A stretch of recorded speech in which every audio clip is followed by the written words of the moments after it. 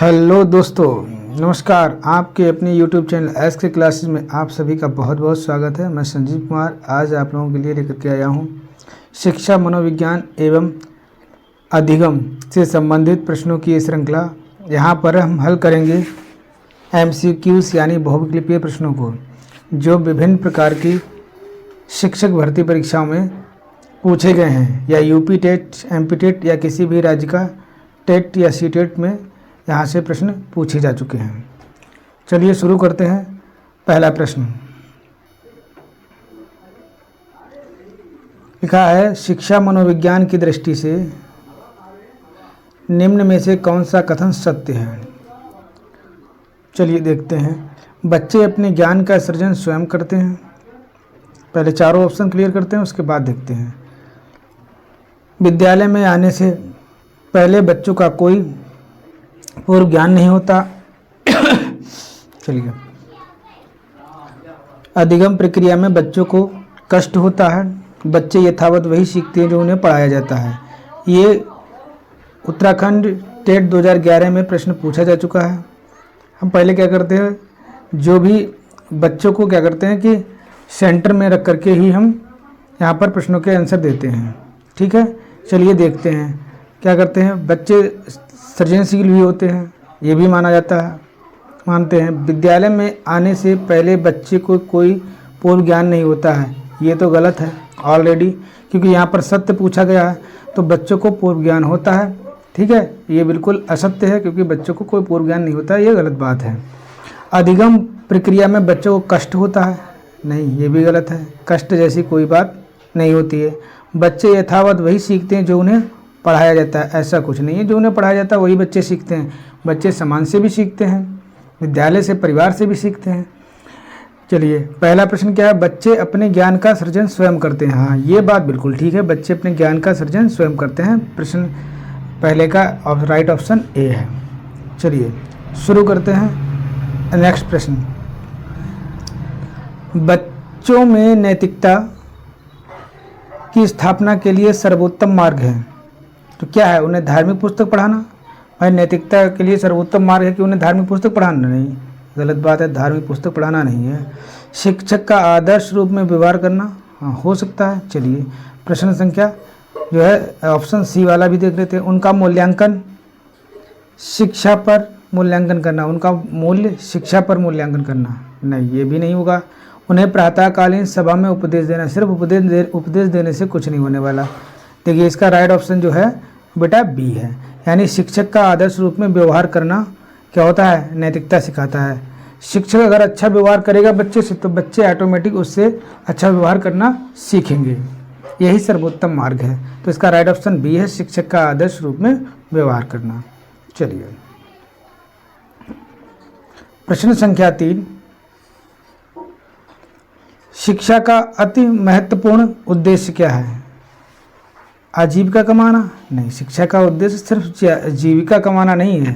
ठीक है, कि कमाई करना नहीं है, अर्न करना नहीं है। बच्चे का सर्वांगीण विकास, हाँ सही है। थोड़ा और पढ़ते हैं आगे। पढ़ना एवं लिखना सीखना, पढ़ना लिखना सीखना ही नहीं होता है, ये उतना सही नहीं है। बौद्धिक विकास तो होता ही होता है शिक्षा में, लेकिन सबसे ज़्यादा ज़रूरी है बच्चे का सर्वांगीण विकास। ठीक है, हॉलिस्टिक डेवलपमेंट ऑफ चाइल्ड। ठीक है, बच्चे का हॉलिस्टिक डेवलपमेंट होना चाहिए, बच्चे का सर्वांगीण विकास होना चाहिए। चौमुखी विकास, चौतरफा विकास, हर तरह से ज्ञान मिलना चाहिए बच्चे को। सिर्फ पढ़ना लिखना नहीं सीखना है, सिर्फ बौद्धिक विकास नहीं करना, ना ही आजीविका कमाना, तो इसका राइट ऑप्शन बी है। चलिए दोस्तों, नेक्स्ट प्रश्न की ओर बढ़ते हैं। बाल मनोविज्ञान के आधार पर कौन सा कथन सर्वोत्तम है, यानी सबसे उत्तम है, सबसे अच्छा प्रश्न कौन सा है। चार ऑप्शन में से सबसे सही प्रश्न कौन सा है। चलिए इसको देखते हैं। सारे बच्चे एक जैसे होते हैं, ये गलत है। सब बच्चे एक जैसे नहीं होते हैं, कुछ बच्चे विशिष्ट होते हैं, कुछ भी विशिष्ट नहीं होते। कुछ बच्चे एक जैसे होते हैं, ऐसा भी नहीं कुछ बच्चे एक जैसे होते हैं, बल्कि प्रत्येक बच्चा क्या होता है, विशिष्ट होता है। इसको ये राइट ऑप्शन है। कोई भी बच्चा जो है, सारे बच्चे एक जैसे नहीं होते, ना कुछ विशिष्ट होते हैं, ना कुछ एक जैसे होते हैं, बल्कि हर एक बच्चा क्या होता है, अपने आप में विशिष्ट होता है। चलिए प्रश्न संख्या 5, मनोविज्ञान शिक्षा का आधारभूत ज्ञान है। आधारभूत विज्ञान है, मनोविज्ञान शिक्षा का आधारभूत विज्ञान है। ये कथन किसका है बेटा? ये कथन जो है स्किनर का है। 5 का बी ऑप्शन राइट हो। स्किनर ने कहा है शिक्षा का आधारभूत विज्ञान मनोविज्ञान है, राइट। अगला प्रश्न, प्रश्न संख्या 6 है, आधुनिक मनोविज्ञान का अर्थ क्या है? तो मन का अध्ययन करना, है ना, मन का अध्ययन करना, आत्मा का अध्ययन करना, शरीर का अध्ययन करना, या फिर व्यवहार का अध्ययन करना। तो इसका राइट ऑप्शन है व्यवहार का अध्ययन करना। आधुनिक मनोविज्ञान का अर्थ है, देखिए इधर लिखा हुआ बी टेट में प्रश्न, ये प्रश्न पूछा जा चुका है सन 2011 में, इसको भी ध्यान में रखना है। प्रश्न संख्या है 7, शिक्षा मनोविज्ञान की उत्पत्ति का वर्ष कौन सा है? शिक्षा मनोविज्ञान की उत्पत्ति कब हुई? तो इसका राइट ऑप्शन डी है, सन 1900 में शिक्षा मनोविज्ञान की उत्पत्ति हुई है। अगला है, उपनयन संस्कार किस शिक्षा काल में दिया जाता था? तो उपनयन जो है बेटा वो वैदिक काल से है, ठीक है। बौद्ध काल में क्या दिया जाता है? पवज्जा संस्कार, इसको भी ध्यान रखना, पवज्जा संस्कार बौद्ध काल से था। तो इसका राइट ऑप्शन क्या हो जाएगा? ए हो जाएगा राइट ऑप्शन। वैदिक काल में उपनयन संस्कार किया जाता था। चलिए नेक्स्ट प्रश्न है, शिक्षा मनोविज्ञान का संबंध किससे नहीं है? यानी गलत ऑप्शन चुनना है, वही राइट होगा। चलिए देखते हैं प्रश्न को, पढ़ते हैं प्रश्न को। मानव व्यवहार का अध्ययन, मानसिक प्रक्रियाओं का अध्ययन, सीखने के तरीकों का अध्ययन, या फिर संचार माध्यमों का अध्ययन। मनोविज्ञान का संबंध किससे नहीं है? तो संचार माध्यमों का अध्ययन इससे नहीं है, इसीलिए यही राइट ऑप्शन है। मानव व्यवहार का अध्ययन तो किया, ये क्या जाता है? सीखने के तरीके का भी अध्ययन किया जाता है, मानसिक प्रक्रियाओं का भी अध्ययन किया जाता है। तो इसका राइट ऑप्शन क्या हो जाएगा? डी हो जाएगा। चलिए प्रश्न संख्या 10, परिवार एक साधन है, कैसा? अनौपचारिक यानी इनफॉर्मल, औपचारिक यानी फॉर्मल, दूरस्थ शिक्षा यानी डिस्टेंस, डी गैर औपचारिक शिक्षा यानी नॉन फॉर्मल एजुकेशन। तो 10 का राइट ऑप्शन जो है वो ए वाला है। परिवार कैसी शिक्षा है? अनौपचारिक यानी इनफॉर्मल एजुकेशन है। परिवार एक साधन है अनौपचारिक शिक्षा का। यूपीटेट 2011 में ये प्रश्न पूछा गया है और लास्ट वाला प्रश्न भी पूछा गया है। शिक्षा का उद्देश्य होना चाहिए तो कैसा होना चाहिए? विद्यार्थियों में व्यवहार कुशल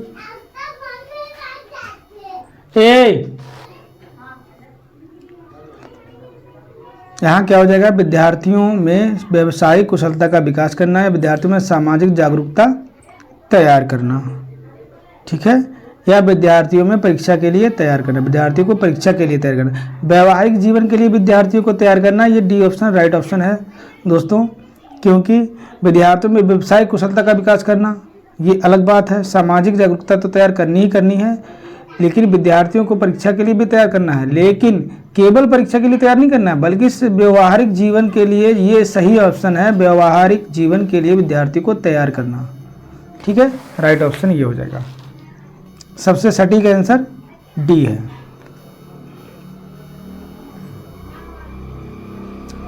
मानव विकास किन दोनों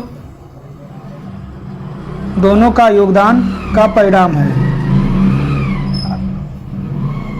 अभिभावक एवं अध्यापक, सामाजिक एवं सांस्कृतिक कारकों का, वंश क्रम एवं वातावरण का उपरोक्त में से कोई नहीं। तो 12 का राइट ऑप्शन हो जाएगा आपका सी, वंशाक्रम या वंशानुक्रम एवं वातावरण दोनों का परिणाम मानव विकास है, ठीक है।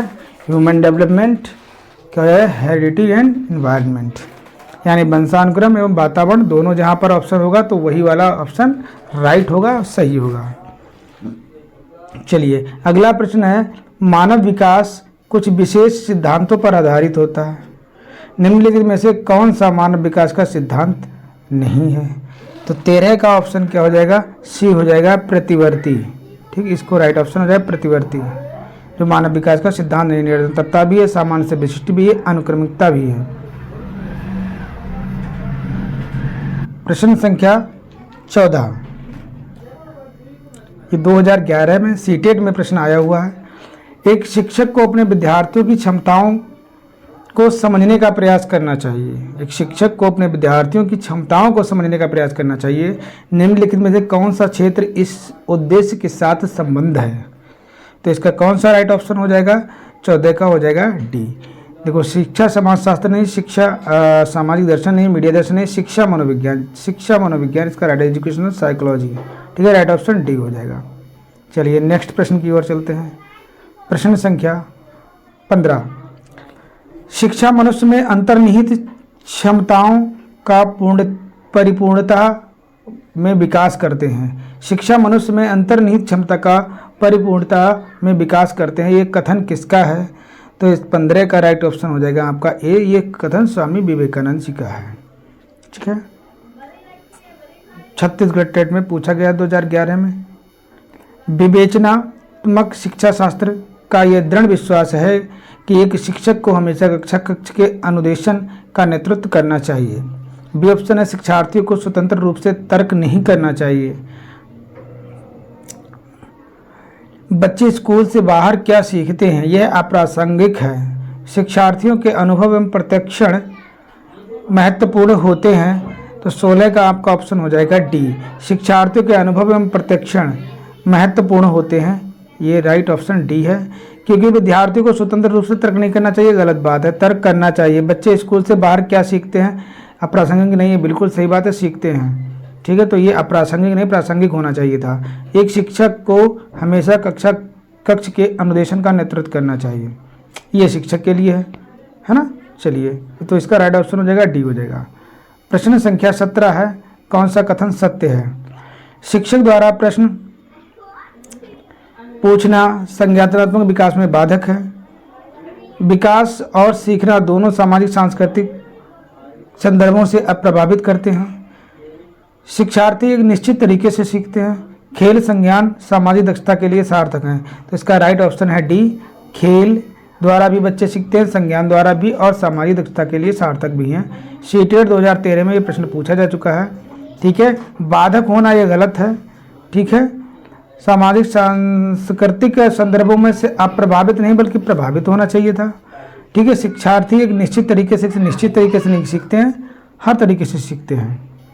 ठीक, प्रश्न संख्या 18, मानव विकास। मानव विकास क्या है, मात्रात्मक है, गुणात्मक है, कुछ सीमा तक अमापनीय है, या ए और बी दोनों, यानी डी ऑप्शन क्लियर है।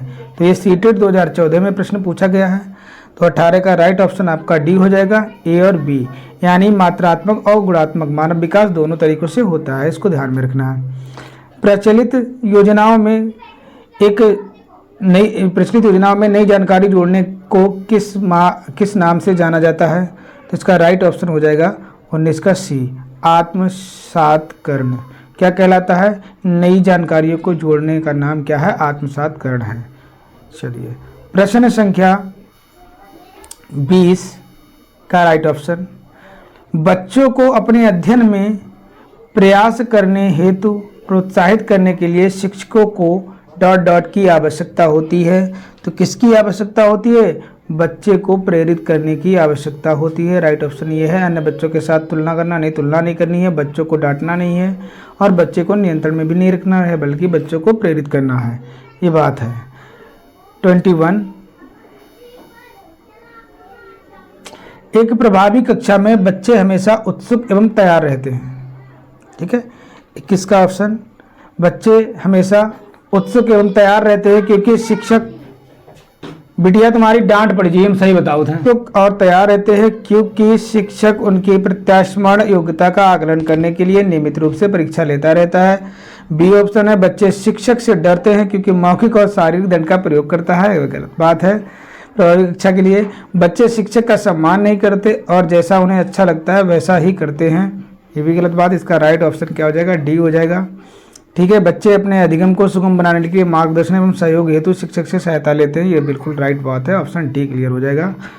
चलिए, प्रश्न संख्या 22, ज्ञान के एक बड़े असंबद्ध भाग को प्रस्तुत करना क्या कहलाता है?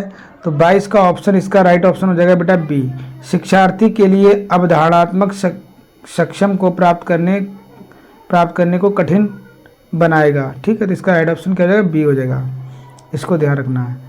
चलिए आते हैं प्रश्न संख्या 23, क्या कह रहा है? मनोविज्ञान ने सर्वप्रथम अपनी आत्मा का परित्याग किया, फिर अपने मन का और फिर अपनी चेतना का और अभी वह एक प्रकार के व्यवहार को संजोए है, ये कथन किसका है? तो ये कथन जो है वुडवर्थ का है। इसको ध्यान रखना, इसका राइट ऑप्शन दोस्तों वुडवर्थ है। प्रश्न संख्या 24 कहती है कि वह विज्ञान जो संख्यात्मक पद्धति को एकत्र करने तथा विभाजित करने, प्रस्तुत करने, तुलना करने तथा व्याख्या करने की विधि से संबंधित है, तो वो क्या कहलाता है? तो 24 का ऑप्शन हो जाएगा डी। इसका ऑप्शन है सांख्यिकी से संबंधित प्रश्न है। यूपी टेट सेकेंड पेपर 2017 में ये प्रश्न पूछा गया था। चलिए प्रश्न संख्या 25 क्या कहती है? कौन सी शिक्षा मनोविज्ञान की सर्वाधिक व्यक्तिनिष्ठ विधि है? तो 25 का राइट ऑप्शन है अंतर्दर्शन विधि जो है सर्वाधिक व्यक्तिनिष्ठ विधि है। प्रश्न संख्या 26, शिक्षा मनोविज्ञान की विषय वस्तु निम्नलिखित में से किन मुख्य कारकों के ओतप्रोत घूमती है? तो 26 का ऑप्शन आपका हो जाएगा डी, क्योंकि यहाँ पर सभी विकल्प सही है, चाहे वो शिक्षार्थी एवं अधिगम अनुभव हो, ये वाला भी, और भी शिक्षक एवं अधिगम प्रक्रिया, शिक्षक अधिगम परिस्थितियाँ, ये सभी विकल्प सही हैं मनोविज्ञान की दृष्टि से। ठीक है, सभी के ओतप्रोत शिक्षा घूमती है। चलिए प्रश्न संख्या 27 का ऑप्शन क्या हो जाएगा? शिक्षा मनोविज्ञान अधिक बल देता है, तो किस पर शिक्षा मनोविज्ञान अधिक बल देता है?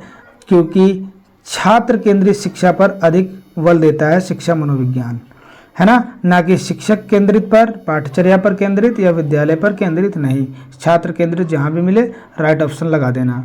28 है, मनोविज्ञान शाला उत्तर प्रदेश कहाँ स्थित है? मनोविज्ञान शाला उत्तर प्रदेश में कहाँ पर स्थित है? तो इसका राइट ऑप्शन बी है, इलाहाबाद है दोस्तों। इलाहाबाद में जो है मनोविज्ञान शाला स्थित है।